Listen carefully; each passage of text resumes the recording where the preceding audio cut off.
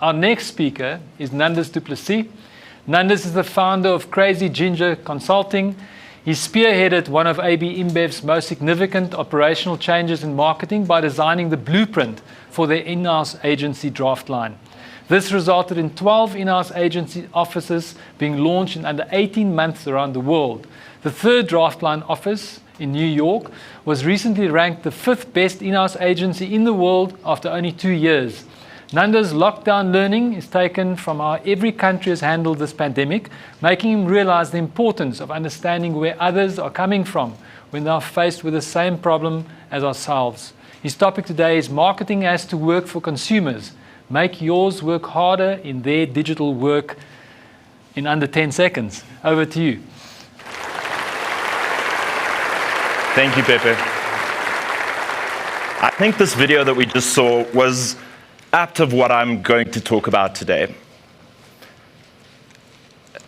At the beginning of lockdown, Norman Goodfellow was able to handle about 150 orders through their e-commerce channel monthly. At the end of the first alcohol ban, they had 10,000 orders within 10 days. They were unable to handle these orders, and they had to eventually stop taking new orders. Consumers created a problem for the business. And the question is, will this highly enhanced e-commerce behavior continue going forward? American behavioral scientists are of the opinion that 90% of the behaviors that are established during lockdown is going to continue post-lockdown, which means e-commerce is going to grow even more. Statista.com is saying that by 2024, South Africa will have 51% of our public trading online. Now, are we ready for this? E-commerce is set up for a big growth rate, but have we changed our systems and adjusted the way that we learn from consumers? I would question that the way that we are currently marketing is not ready for this change. Now, the question is, why do we need to worry about e-commerce? Because e-commerce gives us a lot of information about how we can market to the consumer and create work that works. So Norman Goodfellow also admitted on a talk with Wendy Nola that they didn't have a chance to even look at this information yet because they've been too busy. Now, I would say this is because marketing segmentation changes only once in every 18 months, meaning that we do a lot of great work and we get a lot of great insights, but we do not make it relevant to the way that we look at consumers. Relevancy is one of the most important factors in the Interbrand list of the top 10 most valuable brands of all time. So how do you create relevancy?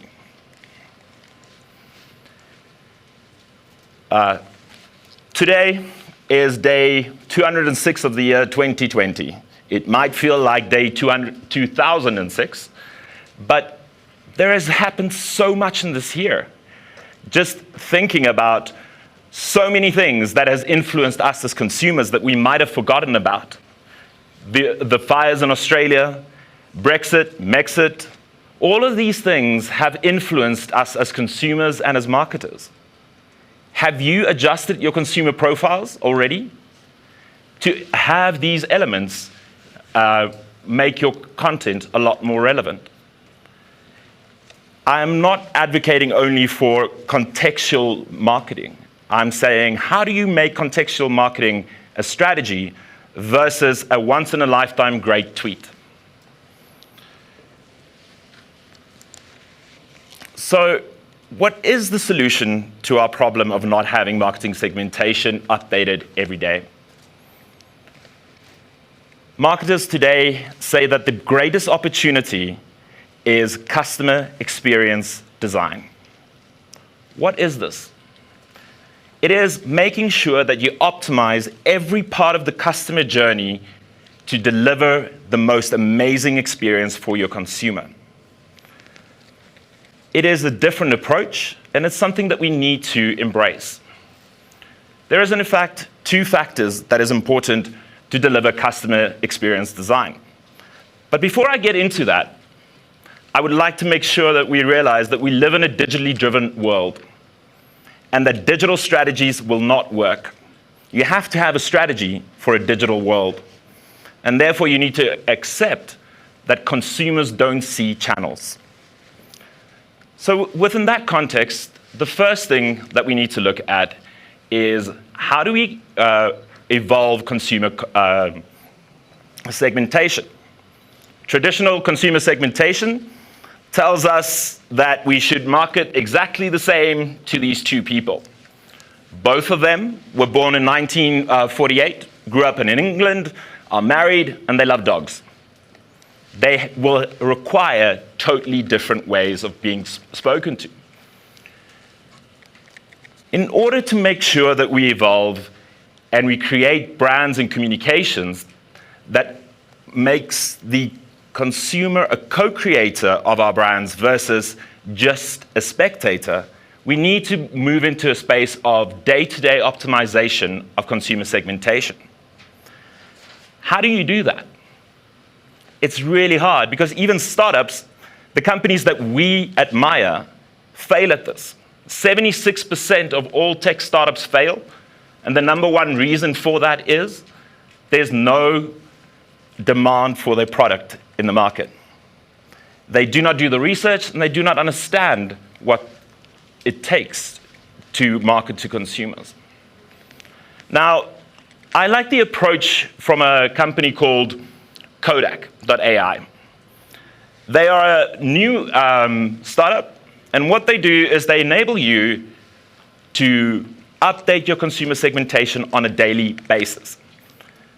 They look at your traditional target segmentation, and what they do is they add values, and they add behaviors, symbols, and social organizations to fundamentally change the way that you look at the consumer. This is updated on a daily basis. They know exactly what pictures you are engaging with at what time of day. They understand what tone of voice you react with in what manner. And they are also able to guide us in understanding where to take our brands going forward. It is a change in behavior from our side. It is important to realize that if we do this right, we are able to create personalized content. $786 billion is lost annually due to the fact that content is not personalized. Now, it is of paramount importance that we create personalized content. And it can only be done by understanding the consumer in a better way. The second point that I want to get into is the fact that multi-channel marketing is dead. We are done with the idea of having separate, siloed approaches to marketing. I personally am very happy about this. I spent 10 years to get rid of the title digital and just be a consumer marketer. We have to move into a world of omni-channel marketing, meaning consumers live in a world where they do not know where they get communication from, but they're exposed to it.